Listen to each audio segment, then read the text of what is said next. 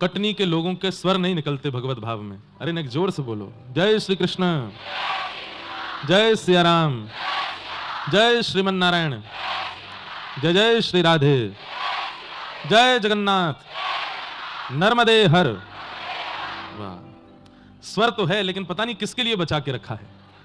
कोई तो झगड़ा करनो है, लड़नो है, कहां अपना ये स्वर आप लोग व्यर्थ करने वाले हैं। बंधुओं, ऊर्जा का सही जगह संचार, इसको भी भक्ति कहते हैं। हमारी समस्त इंद्रियों को ऊर्जा प्राप्त है। नेत्रों को देखने की ऊर्जा है, वाणी को बोलने की ऊर्जा है, कानों को सुनने की ऊर्जा है, हाथों से कर्म करने की ऊर्जा है, पैरों से चलने की ऊर्जा है, दौड़ने की ऊर्जा है, सर्वांगीण शरीर से कोई ना कोई क्रिया करने की ऊर्जा है, बुद्धि से विवेक रखने की ऊर्जा है, मन से प्रेम करने की ऊर्जा है। सब लोग इधर देखो, सब लोग इधर देखो, इधर उधर कोई नहीं देखेगा। अपनी समस्त ऊर्जा का व्यक्ति या तो दुरुपयोग कर लेता है या सदुपयोग करता है, पर कई लोग बीच वाले होते हैं, थोड़ा थोड़ा दुरुपयोग भी करते हैं, थोड़ा थोड़ा सदुपयोग भी करते हैं। वास्तव में कथाओं का क्रम, ये वैदिक अनुष्ठान किस लिए कराए जाते हैं? ताकि हफ्ता में 7 दिन के लिए व्यक्ति कथा में आएगा तो अपनी ऊर्जा का सही संचार भगवत भाव में करेगा। अब 7 दिन में कथा तो पूरी हो जाएगी, हम तो चले जाएंगे, पंडाल भी हट जाएगा, लेकिन इसकी खुमारी अगले 7 दिन तक भी रहेगी। और अगले 7 दिन नहीं, अगर अच्छे से कथा सुनी होगी, अच्छे से कृपा भई होगी, अच्छे से आनंद भय होगा, तो 7 साल तक खुमारी बनी रहती है महाराज।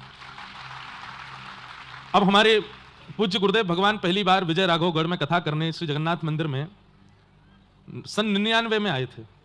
लेकिन कल जब मैं वहां गया तो वहां जब बताया जा रहा था कि यहाँ पे व्यास मंच लगा था, यहाँ पे लोग बाग बैठते थे, यहाँ पर ऐसे उत्सव होता था, बड़े स्वामी जी महाराज भी विराजते थे, तो 99 में हुई कथा की खुमारी अब तक है। 2-3 साल बाद 20 साल हो जाएंगे। कितने? हाँ, ज्यादा हो जाएंगे। 20 साल तो हो गए, 2019 में 20 साल हो गए। तो उसकी स्मृति, उसका चिंतन, श्रीमद् भगवद गीता में भगवान ने अर्जुन को जब परिपूर्ण रूप से तैयार कर दिया युद्ध करने के लिए, तब अंतिम वाक्य क्या था भगवान का? बहुत ध्यान से सुनिए। संपूर्ण गीता का ज्ञान जब मध्य में पहुंचा, जब ठाकुर जी ने 8 अध्याय सुना दिए, 10 अध्याय सुना दिए अर्जुन को, उसके बाद ठाकुर जी पूछते हैं, अर्जुन अब तुम कैसा अनुभव कर रहे हो? तब अर्जुन कहते हैं, ठीक है, थोड़ा मन मेरा ठीक है, और जो मेरे अंदर मोह था वो चला गया।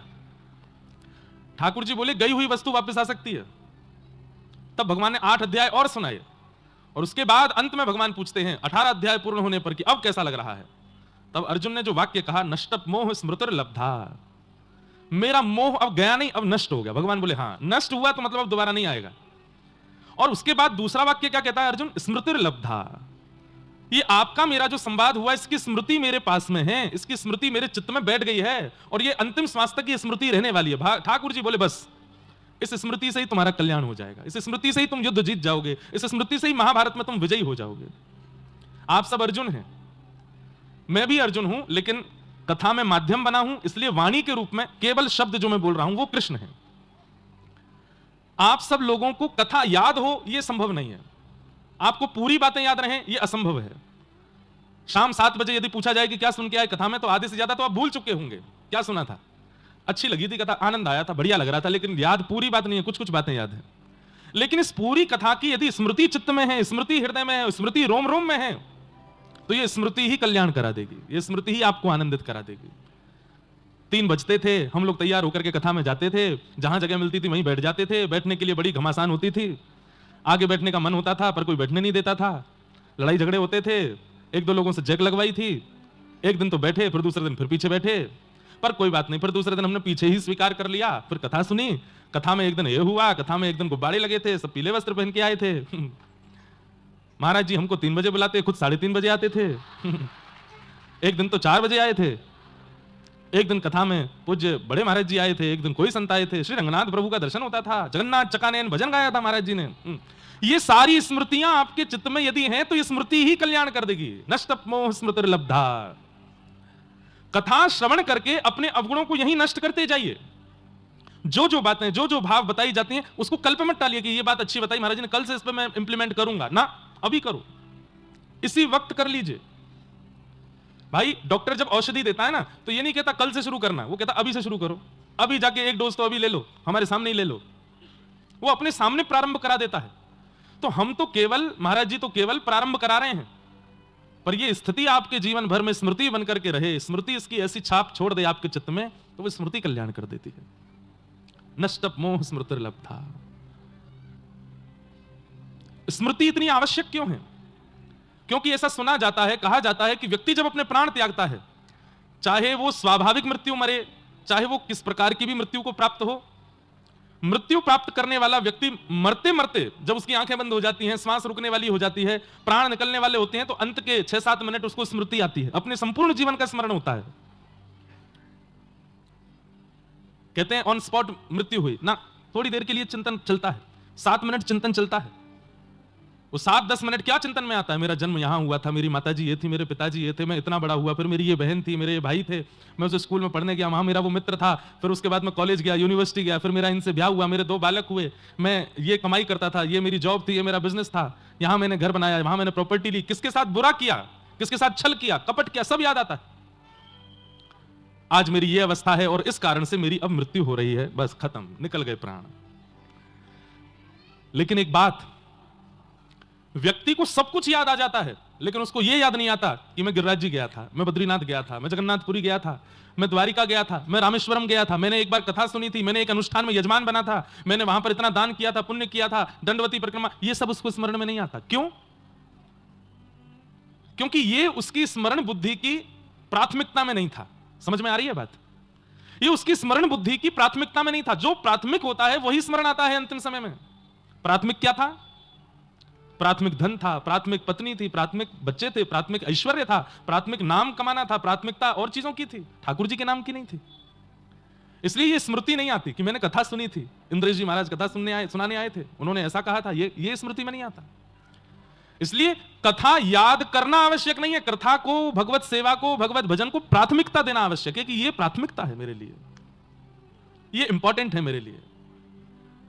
बस वो इंपॉर्टेंट रूप में अगर आपने स्मृति में धारण कर लिया तो अंतिम क्षण में यही सब स्मरण में आने वाला है और वही स्मृति कल्याण करेगी। इसलिए स्मृति बहुत आवश्यक है, याददाश्त बहुत जरूरी है। भगवान ना करे कभी हमारी याददाश्त जाए, पर जाए तो सब भूल जाए, लेकिन ये ना भूलें कि हम ठाकुर जी के हैं, ठाकुर जी हमारे हैं, ये कभी ना भूलें। अच्छा एक बात बोलें, याददाश्त जाने वाला व्यक्ति, अब हमने तो देखे बहुत कम है जिनकी याददाश्त चली जाती, पर सब भूल जाता है, सब भूल जाता है, कौन मेरा, कौन अपना, कौन पराया, सब कुछ उसके चित्त से निकल जाता है।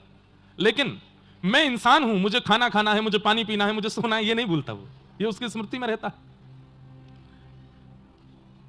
जिस प्रकार भोजन आवश्यक है, जल आवश्यक है, निद्रा आवश्यक है, ऐसी आवश्यकता भगवत नाम की हो जाए, बस इतना करना है, ये हो गया तो सब कुछ आपका समझ जाएगा। बस अपना जन्म लेना सार्थक हो जाएगा कि ठाकुर जी हमारे लिए इतने आवश्यक हो गए, भगवान नाम हमारे लिए इतने आवश्यक हो गया। कल मुझे, जहां मैं रुका वहां मुझे किसी ने पूछा भी कि महाराज जी ठाकुर जी का नाम, ठाकुर जी की कथा, वो हम भूल क्यों जाते हैं, छूट क्यों जाता है, उसमें हमारी लगातारता क्यों नहीं बन पाती? मैंने कहा क्योंकि हमने उसको इंपॉर्टेंस नहीं दिया। रोटी इंपॉर्टेंट है इसलिए रोज खाते हैं, पानी इंपॉर्टेंट है इसलिए रोज खाते हैं, रोज पीते हैं, सोना जरूरी है इसलिए रोज सोते हैं। आप कहोगे महाराज जी जीवन नहीं चलेगा, अरे बड़े बड़े साधक हैं ऐसे, बिना पानी के रह रहे हैं, बिना भोजन के रह रहे हैं, बिना सोए रह रहे हैं, बिना बैठे रह रहे हैं, फिर भी जीवित हैं। प्राथमिकता ठाकुर जी को दे दें, स्मृति के रूप में ठाकुर जी को विराजमान कर लें, तो यह संभव है। तो स्मृति में ठाकुर जी का भाव विराजमान करो, स्मृति में ठाकुर जी के भजन को, कथा को प्राथमिकता दो। तो कटनी की कथा जो है ये आपके स्मरण भाव में आ जाए, स्मृति में आ जाए, बस उस स्मृति से कल्याण हो जाएगा। अरे कहां तक कहें, वैसे तो पुनर्जन्म होगा नहीं, लेकिन पुनर्जन्म हो भी जाए तो भी याद बनी रहे कि हाँ हम पूर्व जन्म में वहां थे, वहां हमने कथा सुनी थी, वहां हमने ठाकुर जी का भजन किया था, सेवा की थी। मीराबाई पूर्व जन्म में माधवी नाम की गोपी थी, और जब भगवान श्री कृष्ण का अवतरण हुआ उस समय मीराबाई माधवी नाम की गोपी के रूप से व्रज में थी। लेकिन एक युग बाद, द्वापर युग जाने के बाद कलयुग आने पर वही माधवी मीरा बनकर के आई, और 5 वर्ष की अवस्था में ठाकुर जी के श्री विग्रह को देख करके उनको स्मृति आ गई कि मैं पूर्व जन्म में एक माधवी नाम की गोपी थी, व्रज में मेरा ब्याह हुआ था, उसी व्रज में ये श्री कृष्ण गैया चराते थे, गिरिराज जी उठाते थे, यशोदा मैया के लाला थे। अब वो प्रसंग तो बहुत बड़ा है, पर स्मृति, जितने भी संतों के आप चरित्र सुनेंगे, चाहे वो नरसिंह मेहता हो, चाहे वो मीराबाई हो, चाहे वो सूरदास हो, चाहे वो गोस्वामी तुलसीदास हो, सब अपने पूर्व जन्म में भगवत भक्त नहीं हैं और पुनर्जन्म लेकर के उस स्मृति के साथ भगवत भक्ति कर रहे हैं। नरसिंह मेहता पूर्व जन्म में मुचकुंद नाम के भक्त थे। मीराबाई पूर्व जन्म में माधवी नाम की भक्ता थी। गोस्वामी तुलसीदास जी महाराज कहते हैं कि यही वाल्मीकि जी ही गोस्वामी तुलसीदास जी के रूप में प्रकट हुए। सूरदास पूर्व जन्म में श्री उद्धव जी महाराज थे, भगवान के परम सखा। सब आचार्य जिनके आप चरित्र सुनते हैं वे सब अपने पूर्व जन्म की स्मृति के साथ इस जन्म में भगवत भक्त बन पाए। तो यह भी एक बात का प्रमाण है कि एक जन्म में भगवत प्राप्ति इनको नहीं हुई, दो दो जन्म लगाने पड़े ठाकुर जी की स्मृति के साथ, तब जाकर के कलिकाल में भगवत भजन बन पाया। इसलिए भैया स्मृति कथा की हो, भागवत की हो, भगवत सेवा की हो, उसको चित्त में ऐसे विराजमान कर लो कि यह स्मृति कभी जावे ना, यह स्मरण कभी जावे ना। मैं हूं श्री भगवान का, मेरे श्री भगवान, अनुभव यह करते चलो, तज ममता अभिमान। अभिमान और ममत्व का त्याग करते हुए यही स्मरण में करते रहो कि मैं ठाकुर जी का हूं, ठाकुर जी मेरे हैं, मैं नाथ का हूं, नाथ मेरे हैं। यह स्मृति सदा चित्त में धारण करते रहो। खूब आनंद हो रहा है। पिताजी महाराज भी यहां एक दिन कथा में पधार रहे हैं, पूज्य गुरुदेव भगवान। वैसे तो इतनी कथाएं हमारी होती सब जगह, लेकिन पूज्य गुरुदेव भगवान के रोज फोन पे बात नहीं हो पाती, उनकी भी कथा रहती, हम भी व्यस्त रहते। पर क्योंकि स्वामी जी के सानिध्य में कथा चल रही है तो रोज पूछते हैं कि कैसा महाराज जी कथा में बैठते हैं, पूरी कथा श्रवण करते हैं। हमने कहा पिताजी आप और मैया मिलकर के हमको इतना स्नेह नहीं देते होंगे जितना स्वामी जी हमको स्नेह देते हैं, जितना पूज्य महाराज जी हमको प्रेम देते हैं। तो बड़े प्रसन्न हैं कि लाला वो हमारे गुरुदेव भगवान के ही तनु हैं, उन्हीं के ही स्वरूप में विराज रहे हैं। खूब आशीर्वाद लो महाराज जी का, खूब प्रसन्नता। हमने कहा हम कटनी वालों को तो पहले कथा सुना गए 3 दिन की, अब तो महाराज जी को ही सुना रहे हैं। उनके कारण आप सब लोग सुन रहे हो, ये बात सत्य है बिल्कुल कि उन्हीं के कारण आप सब लोग सुन रहे हैं। आज आप लोगों का हुलिया ही बता रहा है कि क्या होने वाला है। देखो एक बात सुनिए, व्यक्ति का स्वरूप उसकी स्थिति का परिचय देता है। कई बार व्यक्ति अगर बीमार होता है ना तो उसके चेहरे से पता चल जाता है बीमार है। व्यक्ति चिंता में होता है तो उसके चेहरे से पता चल जाता है कि चिंता में है। और कहां तक कहें व्यसनी होगा, व्यभिचारी होगा तो भी मुख से पता चल जाता है कि व्यसनी है, व्यभिचारी है, इसके नेत्र अच्छे नहीं है, इसके कर्म अच्छे नहीं है, स्वभाव अच्छे नहीं है, व्यवहार अच्छा नहीं है। हमारे तन की स्थिति बता देती है, हमारे कपड़े बता देते हैं, हमारे हाथों का चलना फिरना उठना बैठना सब परिचय दे देता है कि हम कैसे हैं। आज आप सब लोगों की जो स्थिति है, कथा के बाद आप पूरी कटनी में घूम के आना, आप जहां जाओगे आपको देख करके कोई ये कहेगा कि कोई ठाकुर जी का उत्सव करके आए हो। क्यों? आपकी बाहर की स्थिति बता रही है कि आप ठाकुर जी के हो। ब्याह वालों का परिचय अलग ही पता चल जाता है, जो ब्याह में जा रहे होते हैं उनके कपड़े उठना बैठना उसी से पता चल जाता है कोई शादी में आए हैं या शादी में जा रहे हैं। लेकिन आज आप सब लोगों का जो आवरण है और जो मुखमंडल का तेज है, जिस प्रकार के वस्त्र भूषा है, उससे किसी को बताना नहीं पड़ेगा, देखते ही उसको पता चल जाएगा कोई भक्त है भगवान का। पीले वस्त्र पहने हैं, पीली पाग पहनी है, पीलो पीलो चंदन लगायो है, कई बाल गोपाल तो ऐसे बिल्कुल ग्वारिया बनकर के आए हैं, ऐसे बढ़िया लग रहे हैं, लग रहा है कि महाराज ब्रज ही है। आज गोकुल जैसी अनुभूति हो रही है कटनी में, और तभी ठाकुर जी आमेंगे। तो अब हम विलंब नहीं करते, कथा क्रम बहुत है, सब कथा भाव को कहते हुए ठाकुर जी के मंगल जन्मोत्सव की ओर चलेंगे। प्रेम और भाव से दरबारी ठाकुर जी के मधुर चिंतन में प्रवेश करेंगे। कल हम लोगों ने श्रवण किया कि वेदव्यास जी महाराज ने भागवत की रचना की और अपने पुत्र श्री सुखदेव जी महाराज को प्रदान की। उन्हीं सुखदेव जी की कृपा से परीक्षित को कथा श्रवण का लाभ प्राप्त हुआ।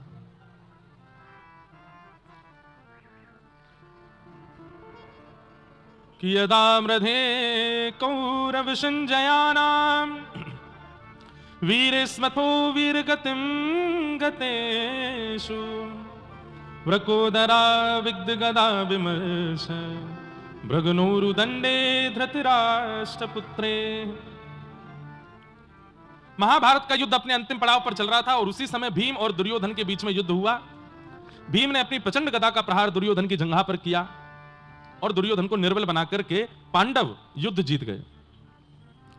बहुत ध्यान से सुनिएगा बंधु, सब लोग इधर देखिए। यह संसार एक महाभारत है और इस महाभारत में हम आप सब लोग ही कौरव हैं और पांडव हैं। पर कौरवों की पहचान और पांडवों की पहचान स्वभाव से होती है। कौन कौरव है कौन पांडव है? पांडवों की पहचान सुन लीजिए, क्योंकि 5 ही हैं पांडव, कौरव तो सैकड़ों हैं। अगर ये पंच लक्षण आपके अंदर हैं तो समझिए इस महाभारत के आप ही पांडव हो, और इन पंच लक्षणों से विहीन यदि आप हो तो आप इस महाभारत संसार के कौरव हो। आपकी हार निश्चित है। मतलब कौरव का मतलब बुरा नहीं, पांडव का मतलब अच्छा नहीं। पांडव और कौरवों की परिभाषा किस रूप में समझिएगा कि अगर आप पांडव हो तो आप अपना उद्धार करने के मार्ग पर चल रहे हो, अगर आप कौरव हो तो आपका पुनर्जन्म होगा, फिर से इस संसार में आना पड़ेगा। बस इतना समझ लीजिएगा। युधिष्ठिर, भीम, अर्जुन, नकुल और सहदेव, ये पंच पांडव हैं। टोटल 7 लक्षणों का अनुभव आपको करना पड़ेगा। ध्यान से सुनिएगा। सबसे पहला युधिष्ठिर। युधिष्ठिर का लक्षण क्या है? धर्म। अगर आप धार्मिक हो तो आप पांडव हो। अब आप में से कोई प्रश्न कर सकता है, महाराज जी भीष्म पितामह भी तो धार्मिक थे, भीष्म पितामह कौरव पक्ष के थे, वो भी तो धार्मिक थे, तो फिर युधिष्ठिर और भीष्म पितामह में आप कैसे संयोग बैठाओगे कि भाई कौरव कौन पांडव कौन? अब बात सुनो। युधिष्ठिर के पास में 2 गुण एक्स्ट्रा हैं। पांडवों के हर गुण के साथ 2 गुण एक्स्ट्रा है। इससे पता चलता है कि ये पांडव हैं, ये कौरव हैं। और वो 2 गुण कौन कौन से हैं? कृष्ण और द्रौपदी। कृष्ण और द्रौपदी का लक्षण क्या है? तो द्रौपदी का लक्षण है दया और कृष्ण का लक्षण है ज्ञान। अब समझिए बात को। आप धार्मिक तो हैं, लेकिन धार्मिक के साथ भी ज्ञानवान है, मतलब कृष्ण साथ हैं। और धार्मिक भी होते हैं, ज्ञानवान भी होते हैं, ये भीष्म पितामह भी हैं, धार्मिक भी हैं, ज्ञानवान भी हैं, लेकिन उनके पास दूसरा लक्षण नहीं है, द्रौपदी, यानी कि दया। तो धर्म के साथ ज्ञान और ज्ञान के साथ में दया, अगर ये 3 लक्षण हैं तो आप पांडव हो, आप युधिष्ठिर हो, अपने युद्ध में जीतोगे। इस कलिकाल रूपी महाभारत में आपकी विजयी होगी। प्रत्येक पांडव का लक्षण के साथ में ज्ञान और दया का लक्षण जरूर जोड़ते चलिएगा, तभी इस महाभारत युद्ध में जीतोगे। अब आप धार्मिक तो हो, लेकिन दया नहीं है चित्त में। शंकर जी की आराधना करते हो, नारायण की आराधना करते हो, कृष्ण आराधना करते हो, राम आराधन करते हो, गुरु आराधन करते हो, लेकिन दया नहीं है चित्त में। केवल नियम समझ करके, केवल उसको धर्म समझ करके, एक प्रैक्टिस समझ करके आप धर्म का पालन कर रहे हो, लेकिन दया को स्थान नहीं दिया है, तो आप अपनी जीवन के महाभारत में कहीं ना कहीं हार जाओगे। दया होनी जरूरी है। इसलिए पंच पांडवों की एक ही पत्नी है, द्रौपदी, यानी कि दया। धर्म के साथ दया। और जिन लोगों के धर्म में दया नहीं होती वो अधर्मी कहलाते हैं। अब ऐसे तो रावण भी रोज महादेव की आराधना करता है। अरे आप तो महादेव की आराधना करने 12 ज्योतिर्लिंग जाते हैं, पर महादेव स्वयं लंका चले जाते हैं, जाकर के रावण से कहते हैं मेरी आराधना करो। लेकिन ऐसा रावण इतना धर्म करने के बाद भी परास्त हो गया, क्यों? दया नहीं है, उसके धर्म में दया नहीं है। बुरा नहीं मानिएगा, नित्य तिलक लगाते हैं, नित्य शुद्ध वस्त्र पहनते हैं, त्रिकाल संध्या करते हैं, आचरण शुद्ध कर रखते हैं, एकादशी व्रत करते हैं, पूर्णिमा का व्रत करते हैं, परिक्रमा करते हैं, बहुत नियम से रहते हैं, लेकिन दया नाम की वस्तु नहीं है चित्त में, तो आपका धर्म आपका कल्याण नहीं कर पाएगा। मैं ऐसे असंख्य लोगों को जानता हूं, ज्ञान के मार्ग में, धर्म के मार्ग में उनसे ऊपर कोई नहीं, लेकिन दया नहीं है। दया का स्वभाव होना आवश्यक है। तो युधिष्ठिर यानी कि धर्म और उसके साथ में दया हो। अब इसको ऐसे कह सकते हैं कि आप धार्मिक हो, युधिष्ठिर हो, लेकिन साथ में दया रूपी द्रौपदी है, तो ही ज्ञान रूपी कृष्ण पास आएंगे, नहीं तो नहीं आएंगे। ये 5 लक्षण जो पांडवों में आप देखेंगे, ये 5 लक्षण कौरवों में भी हैं, लेकिन कृष्ण उनके पक्ष में क्यों नहीं गए? क्योंकि दया रूपी द्रौपदी नहीं है वहां पर। दया के आवरण में धर्म हो तब ठाकुर जी आपको स्वीकार करते हैं। हमारे राष्ट्र में और इस धरती पर कई लोग धर्म के नाम पर पशु वध, पक्षी वध करते हैं। क्यों? और उनके लिए वो धार्मिक अनुष्ठान है बहुत बड़ा, उनके लिए वो धर्म का आधार है बहुत बड़ा, उसके बिना उनका वो धार्मिक अनुष्ठान पूरा ही नहीं होगा। तो ये निर्दयता के साथ में जब धर्म का आवरण होता है तो अधर्म बन जाता है, धर्म नहीं। भीष्म पितामह धार्मिक हैं, लेकिन उनके अंदर दया नहीं है। दया होती तो कौरवों का पक्ष नहीं लेते, स्त्री का अपमान करने वालों का पक्ष नहीं लेते। तो धर्म के साथ में दया। आप सुबह 4 बजे उठते हो, आराधन करते हो, तिलक करते हो, पाठ करते हो, पूजन करते हो, लेकिन दया नहीं है चित्त में, आप अपनी महाभारत युद्ध में परास्त हो सकते हो। दूसरा, भीष्म पितामह। भीष्म पितामह का गुण है बल, बलवान है भीष्म पितामह।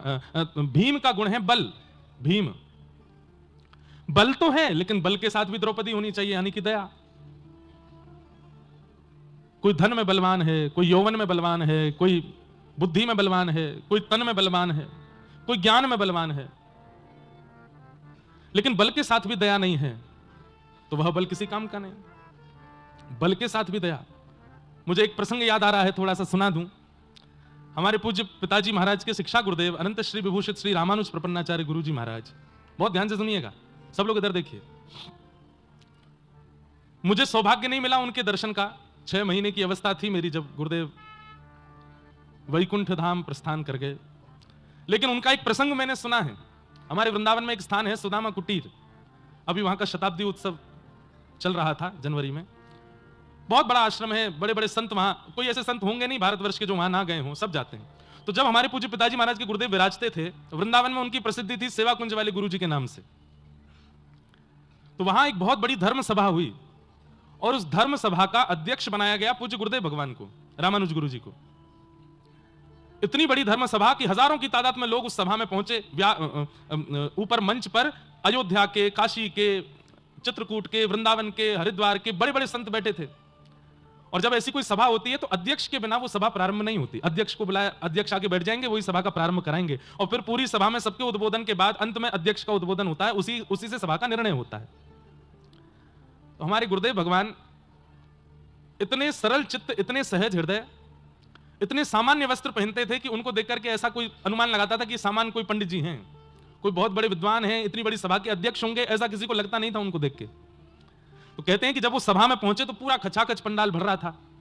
तो मंच से बार बार बोला जा रहा था, आज की धर्म सभा के अध्यक्ष परम पूजनीय श्री रामानुज प्रपन्नाचार्य गुरु जी जल्दी मंच पर पधारें। अब गुरु जी पीछे से आगे आने लगे तो जो लोग व्यवस्था कर्मी थे उन्होंने कहा, बाबा कहां जा रहे हो, बैठ जाओ, यहीं पे बैठो, आगे कहां बढ़े जा रहे हो।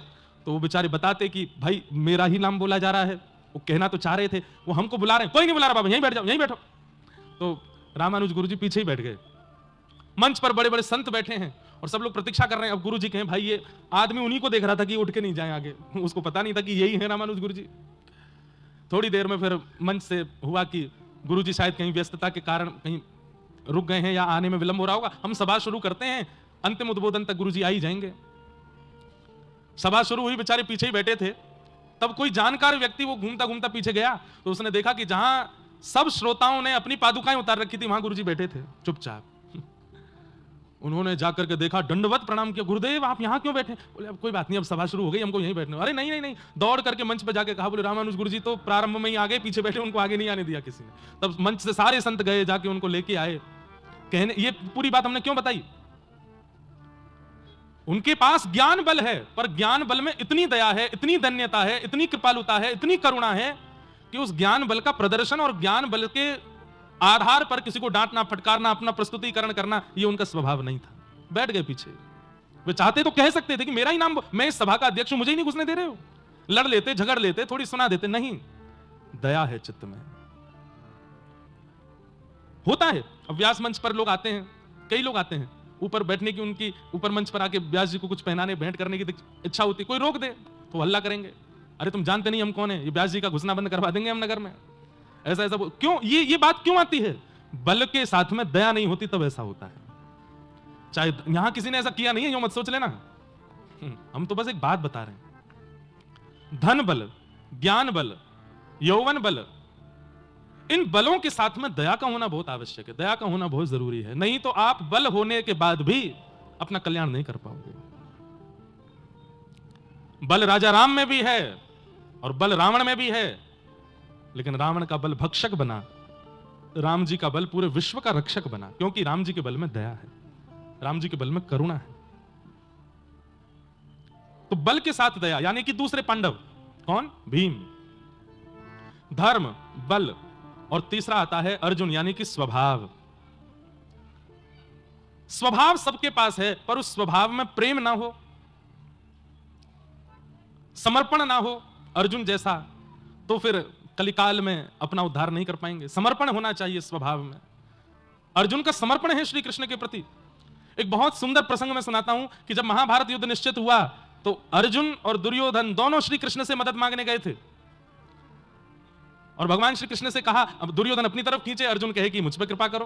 तो भगवान बोले कि एक निर्णय करते हैं। बोले क्या? एक तरफ मैं, एक तरफ मेरी पूरी द्वारिका की सेना, और मेरी सेना सशस्त्र रहेगी, और मैं जिस तरफ रहूंगा निशस्त्र रहूंगा, मैं शस्त्र धारण नहीं करूंगा। तो दुर्योधन ने विचार किया, जब शस्त्र ही नहीं उठाने तो इनको ले जाके क्या फायदा है। दुर्योधन ने 3 बार पूछा, आप सच में शस्त्र नहीं उठाओगे? एक बाण तक नहीं चलाओगे? ठाकुर जी बोले बिल्कुल खाली हाथ रहूंगा। तो फिर क्या करोगे आप युद्ध में आकर के? वहां पे ओम जय जगदीश हरे आरती तो होनी नहीं है आपकी। अरे भैया युद्ध है, दुश्मनों को मारना पड़ता है, सैन्य बल चाहिए होता है, वहां पे आप शस्त्र धारण नहीं करोगे। ठाकुर जी बोले हमने बोल दिया, मेरी हजारों लाखों की तादाद में सेना सशस्त्र एक तरफ रहेगी और एक तरफ अकेला मैं निशस्त्र रहूंगा। अब तुम दोनों डिसाइड कर लो किसको क्या चाहिए। दुर्योधन बोला तो हमको सेना दे दो, और आपका अर्जुन का प्रेम भी बहुत ज्यादा है, आप इसी की तरफ चले जाओ। ठाकुर जी ने अर्जुन की ओर देखा, अर्जुन कौरवों के पास पहले से भी सेना बहुत ज्यादा है और ये फिर मेरी भी सेना ले जाएगा तो और ज्यादा सेना आ जाएगी। तुम चाहो तो तुम्हारे पक्ष में हम बात रख सकते हैं, मैं इनकी तरफ चला जाऊं, मेरी सेना तुम रख लो। दुर्योधन तुम कुछ बोलोगे नहीं, इनके पास वैसे ही सेना कम है, अगर अर्जुन तुझे सेना चाहिए तो सेना ले जा, मैं कौरवों के पक्ष में जाऊंगा। अर्जुन ने हाथ पकड़ा, बोले नहीं आप ही चाहिए, सेना नहीं चाहिए। जब सेना लेकर के दुर्योधन जा रहा था तो कह रहा था अर्जुन पागल है, मूर्ख है अर्जुन, एक कृष्ण को बढ़ा करके क्या कर लेगा, निशस्त्र कृष्ण को ले जाकर के क्या फायदा होगा उसका, कोई फायदा नहीं। जीत तो हमारी निश्चित हो गई, पहले ही सैन्य बल इतना है, उसके बाद ये द्वारिका की पूरी सशस्त्र सेना और मिल गई है, अब तो हमारी जीत निश्चित है, अब पांडवों को हमसे हराने से कोई नहीं रोक सकता। दुर्योधन के जाते ही भगवान ने अर्जुन को खूब डांटा, बोले हे अर्जुन तेरे हित के लिए मैंने ये निर्णय लिया था ताकि मैं वहां चला जाऊं, सेना तेरे पास रहे, मेरी सेना रहती तो तुम पांडवों के युद्ध जीतना तो बहुत दूर की बात है, लेकिन थोड़ा जीत के आसपास तो पहुंचते तुम लोग, तुम पे वैसी सेना नहीं है, ऊपर से तूने मना कर दिया कि सेना नहीं चाहिए। अर्जुन ने बहुत अच्छी बात कही, चरण पकड़ करके ठाकुर जी के अपना हाथ ठाकुर जी के हाथ में देकर के बोले मैं आपको मांगने नहीं आया हूं, मैं आपसे मांगने नहीं आया हूं, मैं खुद को देने आया हूं नाथ। मैं तो, कितनी ऊंची बात है, अपनी जिम्मेवारी अपने हाथ में रखूंगा तो पूरा दिमाग मुझे ही चलाना पड़ेगा, और आपको मांगने आऊंगा तो आपकी जिम्मेवारी भी मुझे ही रखनी पड़ेगी। भाई कृष्ण ने खाया कि नहीं, कृष्ण सोए कि नहीं, कृष्ण नहाए कि नहीं, मैं खुद को देने आया हूं नाथ, मेरी जिम्मेवारी भी आप संभालो, मुझे कुछ नहीं पता। आप कहोगे दिन तो दिन, आप कहोगे रात तो रात, आप कहोगे उठो तो उठूंगा, आप कहोगे बैठो तो बैठूंगा, आप कहोगे चलो तो चलूंगा, आप कहोगे मर जाओ तो मर जाऊंगा, अपनी इच्छा से एक क्रिया नहीं करूंगा महाभारत में। ठाकुर जी ने अर्जुन को हृदय से लगा लिया, बोले जीत गया तू महाभारत, अब तुझे कोई नहीं हरा पाएगा, बस याद रहे मैं जो कहूंगा वही करना है। बोले करिष्ये वचनम तव, आप कह के तो देखिए, मैं विचार नहीं करूंगा। कितनी बार परीक्षा ली भगवान ने बीच महाभारत में, चारों तरफ से चक्रव्यूह बना हुआ है, बाणों की बौछार हो रही है अर्जुन के ऊपर, प्राइम योद्धा जिसके पीछे पूरी कौरव सेना पड़ी थी वो कौन था बताओ? अर्जुन। युधिष्ठिर नहीं, भीम नहीं, नकुल सहदेव, सब की केंद्र बिंदु में यह था कि मेरे बाण से अर्जुन मर जाए बस एक बार, सब अर्जुन को मारना चाहते हैं। लेकिन सामने सारथी बन के ठाकुर जी बैठे, बोले अर्जुन निश्चिंत रहे, बस मैं जो कहूं वो करना। बोले आप कह के देखो। बीच युद्ध मैदान में ठाकुर जी ले गए, चारों तरफ से कौरवों ने घेर लिया और सब बाणों की बाण बौछार कर रहे हैं अर्जुन के ऊपर। उस बीच युद्ध में ठाकुर जी अर्जुन को कहते हैं अर्जुन तेरे घोड़े आगे नहीं बढ़ रहे, प्यासे हैं बहुत ज्यादा। अच्छा अब क्या करूं? बोले क्या इनको पानी पिलाना पड़ेगा? बोले कैसे पानी पिलाऊं, चारों तरफ से चक्रव्यूह में फंसे हम। बोले काम कर, बोले क्या, तेरा गांडीव धनुष है, बाण संधान करके पृथ्वी में गड्ढा कर, जल का स्रोत निकाल, पृथ्वी से जल निकाल करके घोड़ों को पिला दे और वापस लगा के बैठ जा। अर्जुन ठाकुर जी की ओर देख रहा है, पसीने पसीना हो गया। बोले चारों तरफ से बाण ताने बैठे हैं और आप कह रहे हो कि मैं पृथ्वी में गड्ढा करके पानी निकाल के घोड़ों को पिलाऊं और बैठ जाऊं? ये 2-4 मिनट का काम नहीं है भगवान, 1.5-2 घंटे का समय लगेगा और इतनी देर में तो छन्नी बना देंगे मुझको। ठाकुर जी बीच युद्ध मैदान में चाबुक छोड़ करके कहते हैं तो फिर तूने ऐसा क्यों कहा था कि जो कहोगे सो करूंगा? अब जब कहा है तो कर। अर्जुन बोले बचा लेना, बोले कि वो नहीं कहूंगा, मैं जो कह रहा हूं वो कर। उस चक्रव्यूह में अर्जुन उतरता है, अपने गांडीव धनुष से लगातार बाणों की बौछार करके पृथ्वी से जल का स्रोत प्रकट करता है, घोड़ों को खोल करके जल पिलाता है, जल पिला के वापस घोड़ों को रथ में लगा देता है और इतनी देर में एक बाण भी अर्जुन का स्पर्श नहीं कर पाया। अर्जुन रुको रुको रुको रुको रुको रुको, अभी नहीं बजाओ। अर्जुन सोच रहा है ये कौरवों को सांप सूंघ गया क्या? इतना बढ़िया मौका था मुझे मारने का, क्यों नहीं मारा? घोड़ों को लगाने के बाद अर्जुन ने कहा एक बार नजर उठा के देखूं तो सही। अभी तक देख भी नहीं रहा है वो कौरवों की ओर। जैसे ही नजर घुमा करके देखा तो सारे कौरव मूर्तिमंत होकर के अर्जुन के रथ के उपल्ले भाग को देख रहे हैं। अर्जुन बोला ये सब मेरे रथ के ऊपर क्यों देख रहे हैं, क्या देख रहे हैं? अर्जुन ने जैसे ही दृष्टि उठा करके देखा, ठाकुर जी ने विराट रूप धारण करके इतना सुंदर यौवन बना लिया कि सब कौरव उन्हीं को देखने में व्यस्त हो गए और इतनी देर में अर्जुन ने अपना काम कर दिया। भूल गए सब कि हमें अर्जुन को मारना है, देखते रह गए श्री कृष्ण को। भैया ये कौरव कौन है? संसार के विषाद ही कौरव हैं और ये सब हमको मारने के लिए चारों तरफ से चक्रव्यूह बना के खड़े हैं। पर जैसे ही हम ठाकुर जी के आसरतु होके उनकी आज्ञा और उनकी शरणागति लेकर के जब क्रिया करने लगते हैं तो बाकी सबको ठाकुर जी अपनी ओर आकर्षित कर लेते हैं। आप उस उस चक्रव्यूह से निकल जाते हो, नहीं फंसने देते ठाकुर जी। तो धर्म युधिष्ठिर, बल भीम, समर्पण अर्जुन, ये अर्जुन का स्वभाव है। लेकिन अब भी एक चीज जोड़ते चलिए, धर्म में भी दया है, बल में भी दया है और समर्पण में भी दया है। नकुल बुद्धि और सहदेव स्वरूप, ये पांचों गुण हैं। पांचों गुणों के साथ में दया हो तब श्री कृष्ण रक्षक बनते हैं, तब ज्ञान जीवन में इंप्लीमेंट होता है, कहां कैसे क्या कराना, और आप अपनी महाभारत युद्ध को जीत जाते हो। लेकिन प्रधानता धर्म की होती है, प्रधानता बल की होती है, प्रधानता स्वभाव की होती है, प्रधानता बुद्धि की, प्रधानता स्वरूप की होती है, और दया जब उसमें नहीं होती है तो आप कौरव हो, आप अपने युद्ध में जीत नहीं पाओगे। दया लाई है तो पांडव युद्ध जीत गए।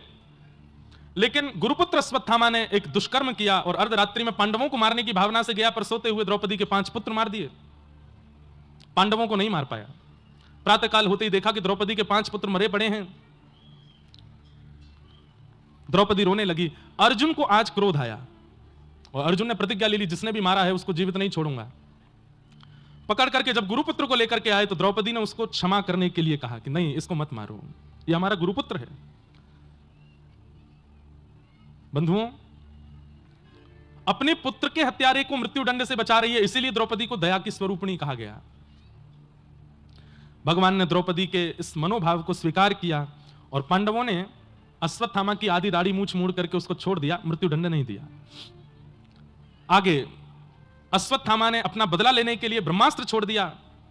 उत्तरा के गर्भस्थ शिशु को मारने के लिए ठाकुर जी ने गर्भ में प्रवेश करके उस बालक की रक्षा की, और वही बालक कालांतर में परीक्षित हुआ, जिसकी भगवान ने रक्षा की। पूज्य रामानुज गुरुजी महाराज जी एक बात और कहते थे, उनके मैंने ग्रंथ ही पढ़े हैं, 2-4 बात ही पढ़ी हैं। बोले आप जितनी भी कथाएं सुनते हैं, जितने भी प्रवचन सुनते हैं, उनमें एक ही बात कही जाती है कि ऐसा कर्म कभी मत करो जिससे मां के गर्भ में दोबारा आना पड़े। एक बार आ गए, जन्म ले लिया, अब ऐसे कर्म करके जाओ कि पुनः जन्म ना हो। पुनरपि जननम पुनरपि मननम पुनरपि जननी जठरे शयनम। आद्य गुरु शंकराचार्य भी कहते हैं कि पुनर्जन्म ना हो, ऐसे कर्म करो। पर रामानुज गुरु जी एक बहुत सुंदर बात कह रहे हैं कि पुनर्जन्म का पूर्ण रूपेण खंडन करने वाले, पुनर्जन्म ना हो इसका पूर्ण रूपेण समर्थन करने वाले समस्त शास्त्र, मातृगर्भ में ना जाना पड़े इसकी ही सब लोग बातें कहते हैं। तो फिर ठाकुर जी गर्भस्थ बालक की रक्षा करने के लिए उसी मातृगर्भ में कैसे प्रवेश कर गए? थोड़ी विचार वाली बात है, इधर उधर नहीं देखो, यहां देख के सुनो। उत्तरा के गर्भस्थ शिशु को मारने के लिए जब ब्रह्मास्त्र छोड़ा गया तो ठाकुर जी गर्भ में प्रवेश करके अपनी चक्रा नाम की गदा घुमा करके उसकी रक्षा करते हैं। कैसे, क्यों? तो पूज्य गुरुदेव भगवान कहते हैं क्योंकि ठाकुर जी को पता है ये राजपुत्र है, ये नहीं, ये पांडवों का वंशधर है, ये नहीं, ये अभिमन्यु का बेटा है, ये नहीं, ये उत्तरा का बेटा है, यह भी नहीं। उसकी प्राथमिकता क्या है कि ये बालक कालांतर में श्रीमद् भागवत का श्रोता है, इसलिए इसकी मुझे रक्षा करनी है। तो गुरुदेव कह रहे हैं अपनी एक टीका में कि मैं और हम आप सब लोग, हम सब जब अपनी मातृगर्भ में थे, आज जब हम कथा सुन रहे हैं तो इस बात का प्रमाण है कि उस काल में जब हम अपनी मां के गर्भ में थे ठाकुर जी ने हमारी भी रक्षा की। क्यों? क्योंकि ठाकुर जी को पता है 25 साल बाद, 30 साल बाद, 40 साल बाद ये भागवत का श्रोता बनेगा, इसलिए इसको बचाओ। हमारी रक्षा इसलिए नहीं हुई क्योंकि हम अपने परिवार के वंशधर हैं या अपने कुल के वंशधर हैं या हमें संपत्ति बढ़ानी है या हमें वैभव बढ़ाना, ना, ठाकुर जी जानते हैं कि ये भागवत का वक्ता या श्रोता बनेगा, इसलिए इसको बचाओ। इसके माध्यम से असंख्य जीव भगवत मार्ग में आएंगे, या इसके माध्यम से मेरी कथा सुनकर के जब ये अपनी कॉलोनी मोहल्ले में जाएगा वहां से 4 लोगों को और लेके कथा में आएगा, इसलिए ये भागवत का प्रचारक बनने वाला है, भागवत का श्रोता बनने वाला है, इसलिए इसकी रक्षा करो। गुरुदेव की ऐसी वाणी। नहीं तो परीक्षित को ब्रह्मास्त्र यदि गर्भ में नष्ट कर देता, परीक्षित का जन्म नहीं होता तो शुक्राचार्य जी किसी और को भी कथा सुना सकते थे। परीक्षित के जन्म लेने से कोई कुछ बहुत विशेष तो नहीं हुआ, लेकिन अगर परीक्षित ना होते तो आज भागवत गेहे गेहे जने जने नहीं पहुंच पाती, इसलिए ठाकुर जी ने उनकी रक्षा की।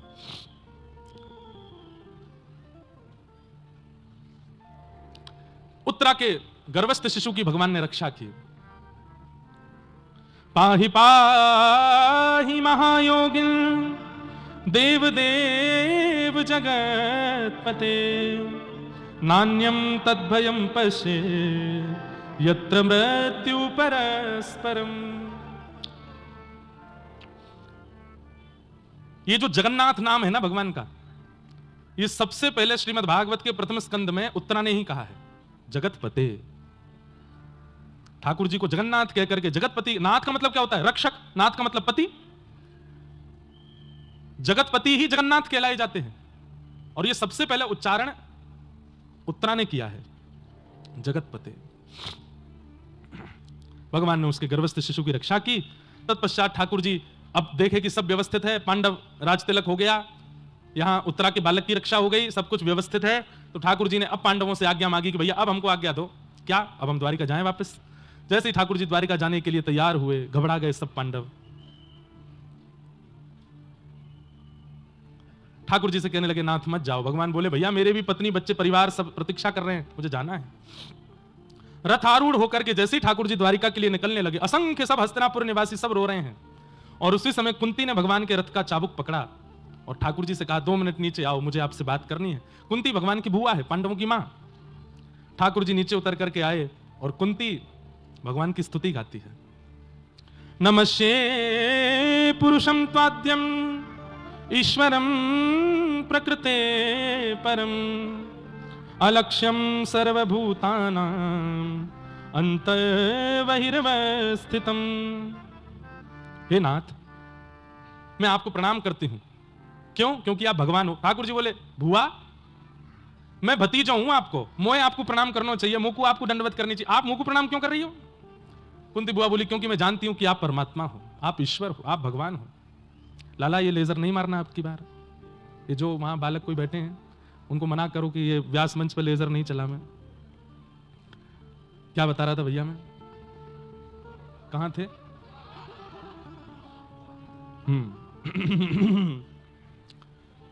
सब लोग इधर देखो, ध्यान से कथा सुनो।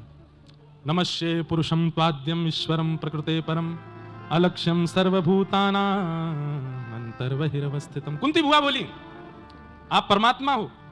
ठाकुर जी बोले, बुआ मैं भगवान ना हूं, मैं तो आपको भतीजा हूं। बोले, नहीं नहीं आप परमात्मा हो। तब ठाकुर जी प्रश्न करते हैं, बोले परमात्मा तो सर्वव्यापी होता है, परमात्मा तो सब जगह विराजता है, तो फिर मेरे द्वारिका जाने से आप विचलित क्यों हो रही हो? मैं द्वारिका चला भी गया तो मैं कण-कण में विद्यमान हूं। सब लोग इधर देखिए, ध्यान से सुनिए सब लोग। बुआ आपने मुझे परमात्मा कहा, तो परमात्मा तो सब जगह रहता है, घट-घट में निवास करता, तो मेरे द्वारिका जाने से आप इतनी चिंतित क्यों हो रही हो? मत चिंतित हो, भगवान हूं, कण-कण के रूप से, व्यापक रूप से मैं यहां भी हूं। बुआ बोली, व्यापक रूप से सब जगह हो पर दिखते नहीं हो। बोले, क्यों नहीं दिखता? तब अगले श्लोक में कुंती कहती हैं कि माया जवनिका छन्न आज्ञा दोक्षजमाव्ययम् न लक्ष्यसे मूढ़ दृशाम नटो नाट्य धरो यथा। जिस प्रकार कठपुतली का नृत्य कराने वाला व्यक्ति दिखाई नहीं देता, कठपुतली दिखाई देती है, तो कठपुतली और कठपुतली को नचाने वाले के बीच में एक जो पर्दा पड़ा है, उसके कारण वो कठपुतली को नचाने वाला दिखाई नहीं देता। ऐसे ही नाथ इस संसार में है, हम सब कठपुतलियां दिख रही हैं, पर हम सबको चलाने, हंसाने, रुलाने, डुलाने वाले आप नहीं दिखते। क्यों? क्योंकि माया का परिदा बीच में आ जाता है। लेकिन नाथ, यदि सदगुरुदेव आ जाएं और गुरुदेव आकर के अपने ज्ञान उपदेश से उस माया के पर्दे को उठा दें, तो आप प्रत्यक्ष दिखने लग जाते हो। पता चल जाता है कि संसार की कोई क्षमता नहीं है, सब ठाकुर जी करा रहे हैं। माया का पर्दा हटे तो अब तो आपका अनुभव होता है, तो आपका दर्शन होता है। कुंती ने भगवान की स्तुति गाते हुए अंत में कहा कि नाथ मुझे कुछ चाहिए, मुझे दे दीजिए। बोले, क्या चाहिए?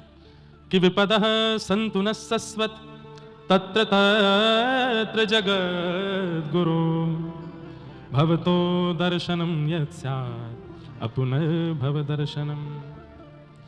झोली फैला करके कुंती भगवान के सामने कहती है कि नाथ मैं जो मांगूंगी मुझे देंगे आप? ठाकुर जी बोले, दूंगा। बोले, वचन दो, जो मांगूंगी से दोगे? भगवान बोले, दूंगा, मांगो तो सही। बोले कि संसार में जितनी पीड़ा, जितने कष्ट, जितनी विपत्तियां हैं, सब मेरे जीवन में आ जाएं, ऐसी कृपा कर दो।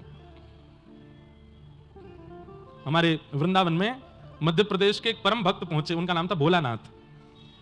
तो जब वो वृंदावन पहुंचे तब किशोरी जी ने उनका प्रत्यक्ष नाम रखा भोरी सखी, और संभवतः वे जबलपुर के आसपास के ही कहीं के थे, जबलपुर या छतरपुर के आसपास कहीं के थे भोलानाथ जी। राधा वल्लभी परंपरा में फिर वृंदावन में आकर के वो विराजे, उनका नाम पड़ा फिर भोरी सखी। हमारे वृंदावन में तो सब सखी हैं, महादेव भी गोपी बन जाते हैं। तो उनका एक पद है, ऐसो दुख दीजो ही माही, ऐसो दुख दीजो। दुख भी कोई मांग सकता है ठाकुर जी से, या तो कुंती बुआ ने मांगा है, या हमारे व्रजमंडल के परम रसिक श्री भूरी सखी जी ने मांगा है। क्या दुख में मांग क्या रहे हैं? बस्ती छोड़ एकांत बिठाओ, बस्ती छोड़ बातन सो घबराही, बातन सो बिन पद कंज छटा दृग देखे, बिन पद कंज छटा को सुहावे नाही, भोरी ऐसे दुख बिन प्यारी, भोरी जीवन व्यर्थ गवाही, ऐसो दुख दीजो ही माही, ऐसो दुख दीजो। महाराज जी, हमारे ब्रज के रसिकों के इतने सुंदर सुंदर चरित्र हैं, कई बार मन होता है कि सुना दें, पर इतने बड़े बड़े हैं कि लगता है कथा पूरी कैसे हो। वृंदावन में रहते थे भोरी सखी, यहीं मध्य प्रदेश से गए थे, और किशोरी जी मिलेंगी मुझे इस याचना से, सेवा कुंज में बंदरों को जो चने डाले जाते थे, उस चने की जो छिलके रह जाते हैं, जो भुने हुए चने होते हैं, उसका छिलका रह जाता है ना, वो छिलके खा करके भजन करते थे वृंदावन की। किशोरी जी मुझे मिले, तो एक दिन राधा वल्लभ जी ने पुजारी जी को स्वप्न दिया और कहा, सेवा कुंज में भोरी सखी नाम भोलानाथ नाम के एक मेरे भक्त हैं, उनके लिए राजभोग की थाली लेकर के जाओ, वो जब से आए हैं चने के छिलके पर जी रहे हैं।